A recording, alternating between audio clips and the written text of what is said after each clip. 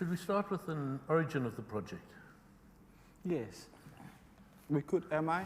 Yeah? Am I on? Oh, okay.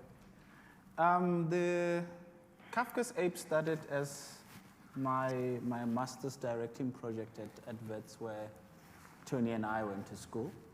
And it was a kind of an interrogation for me about, you know, my otherness in South Africa as a way, you know, because I grew up in Botswana and with my father, who was absent because of the struggle, you know, and at that time I had many questions about why my father, for example, would choose, you know, to be in Umkhonto weSizwe, and having not seen him. I think I remember seeing my father once when I was a little boy over a distance of 100 meters. I was from school, and he was on the other side of the yard, and my mom called and said, "That's your father." That's how I remember him from a distance.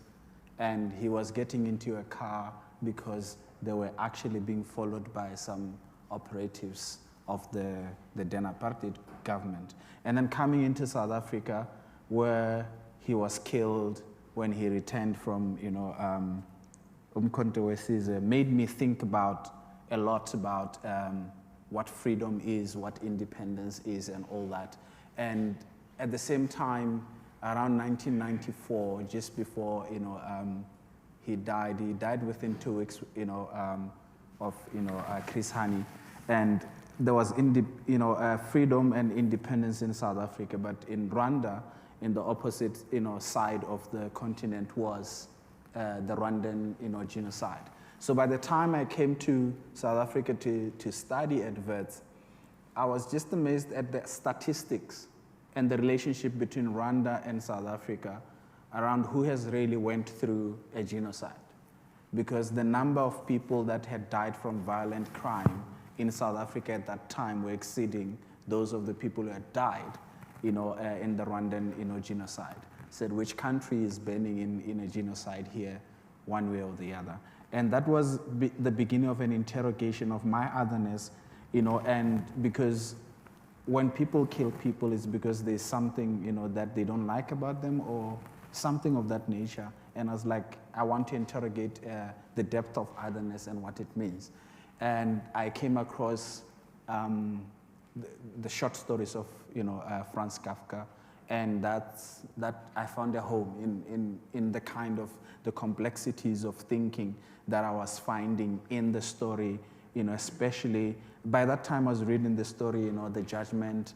I was reading a number of other stories, and when I came across a report to an academy, it felt like something that I could work with in an adaptation. And that's where the adaptation began, which I gave to Tony. I gave him first the short story. He went and read it, and then he asked me what I am expecting him to do with that thing. And I said, you know, to perform it. What did he say? He said he wants me to perform it, and I said, not in a million years. and then he said, that's exactly why I'm casting you. And then rehearsal began. The following day, I didn't even know it was rehearsal, but anyways, I was sitting having lunch, and he brought me an orange, and he said, here's an orange. I said, that's awfully nice of you. And then he said, no, but you must open it like an ape. So there I was trying to peel an orange like an ape, and we had many games that involved food and physical exploration from that day onwards. And the initial rehearsal period was 4 weeks, no? 5 weeks. Yeah, 5 weeks. 5 weeks, and then we do physical training in the morning, top of every morning, and then we do text work in the evening, and where we'd merge the physical exploration with the text work. So it was really 5 weeks of intensive training, but kind of also a forming of a very important bond between us. It's also interesting to me that when you started narrating this evening, it began somewhere slightly different, because it started with the story of your father and that absent father. And one of the most powerful of Kafka's texts is Letter to My Father. And it's a really haunting exploration of how frightened he was of his father and the incredible sense of not being able to live up to the model of masculinity that his father presents to him. And that also reminded me rather profoundly of the intense relation that William has had with his father. I think everybody has with their father. No, I know, but it's interesting because these are two lawyers. So Kafka said that his letter to his father was a lawyer's letter. And so that's rather beguiling to think about this kind of authority and what one does to find a voice for oneself in relation to that sort of sense of an external authority. I mean, when I first read or came across the story, the Report to an Academy, I thought this is a story about an ape who's becoming a human being, and that's what it is. And much later it was explained to me, no, it was in fact Franz Kafka, who was a Jew living in the Austro-Hungarian Empire. It was about the anomalous position of Jews wanting to be assimilated or not being assimilated or not being accepted or being accepted. So it also very much had to do with what you were saying, Phala, about feelings of otherness. Yeah. And what do you have to do to be accepted by another group? And do you want that? And what have you lost in that? In all the ape intelligence that Red Peter talks about losing. That's a track also, like the initial exploration of the text was that. It was about how do we characterize and find the ape, you know. Over the years, it's evolved into, you know, an everythingness that's been quite overwhelming. And what's interesting with everywhere we go, it kind of gains and absorbs meaning, you know, based on who the show is interacting with. When we performed it, for example, at Wits, you know, at that time the xenophobic attacks were flaring up, and so the show became about something. You know, at some point, the Caster Semenya question came up. The show became about that partly. At some point, we were in America, in California, and it became about Black Lives Matter. At some point, we were in Australia, and it became about animal conservation. At some point, we were in Rwanda at the Genocide Memorial, and it became about overwhelming grief and confusion. So I feel a lot of the times when I perform the show, a lot of it for me has become about a kind of, I go and I absorb all of these things in the world, particularly now where there's a heightened sense of self and othering. And when I get the chance to perform the show, it feels like a kind of a purge that allows me to kind of let it all out. The way all things work, it's always a mixture between what comes towards the audience and what the audience projects onto it.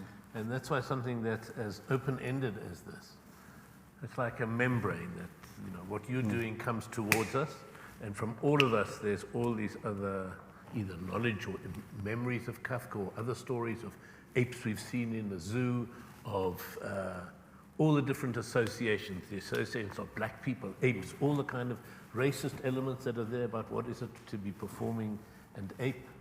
And all of those things come and meet the performance. And so whatever your local reference is, you're able to, or you can't resist, not that you're able, you can't resist seeing it with all of those questions. So particularly with this piece, which, you know, goes in so many directions, the audience is always, I think, of necessity looking at themselves or interrogating their responses. Is so much part of the construction. And I think that's the kind of crafting that Kafka does quite well. I mean, I was reading somewhere in his diaries that he lost two brothers when, you know, at the age of 5, and his kind of, you know, writings about loss and, you know, death, you know, is quite, you know, potent in most of his writings.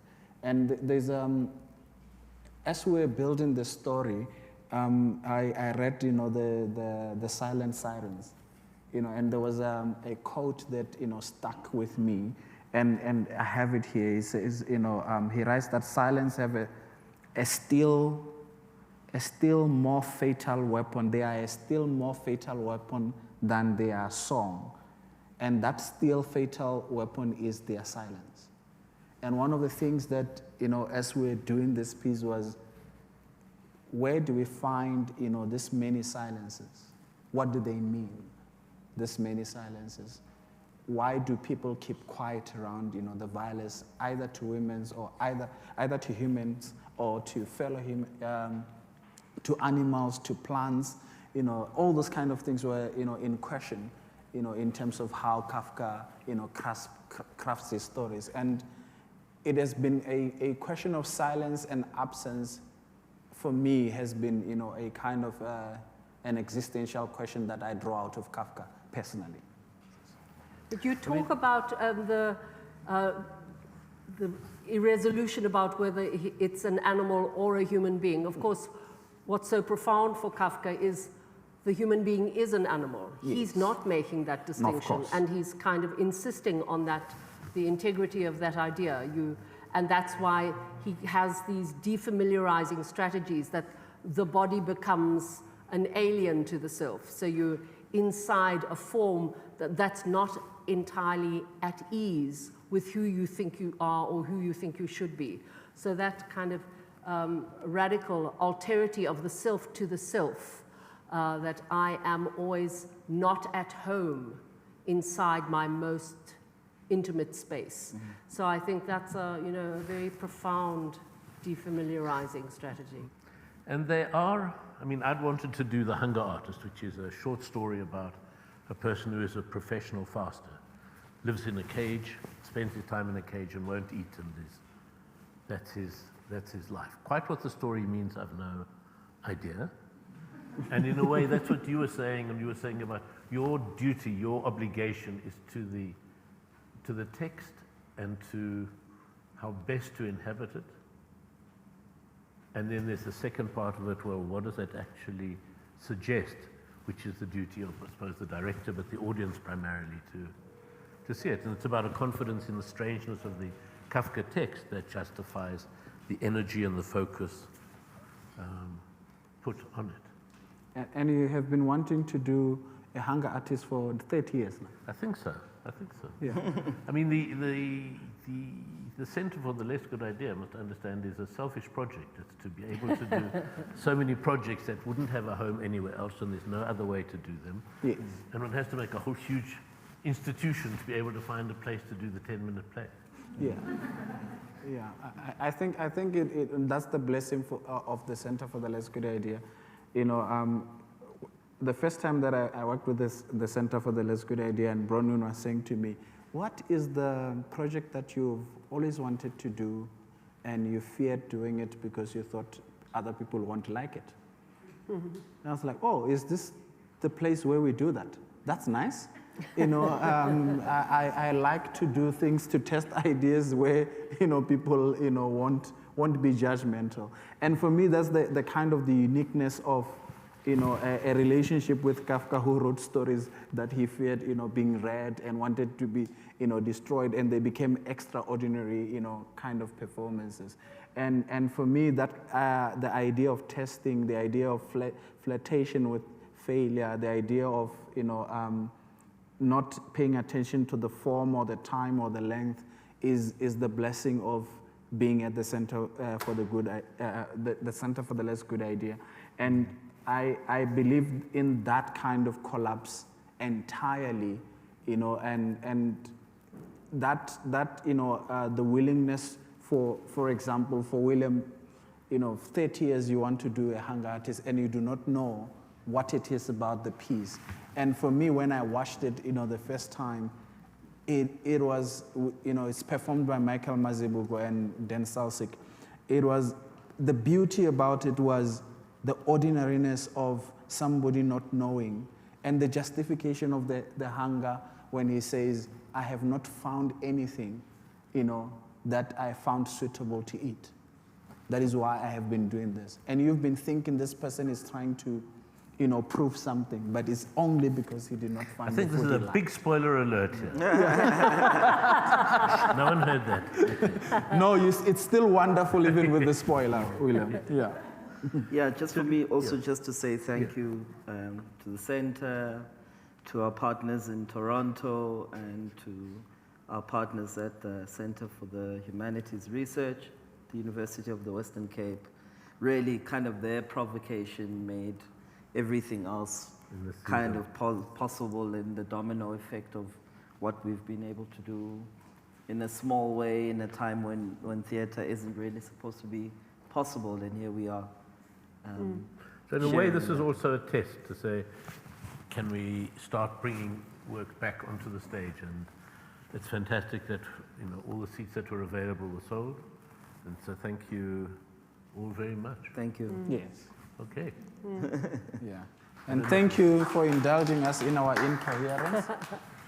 Yes. See you And also thanks tomorrow. to Kafka, who gives such stature to the less good idea. Because none of these is classically a well-made story. None of these is a known form. Each time he just has something he is compelled to explore, and he tests it, and that's what gives it its credibility. Although I don't think I've ever heard Kafka before described as the less good writer. No, absolutely. But Yes. Thank you. yeah. Yeah. Thanks, everyone. Thank you so much. Thank you so much.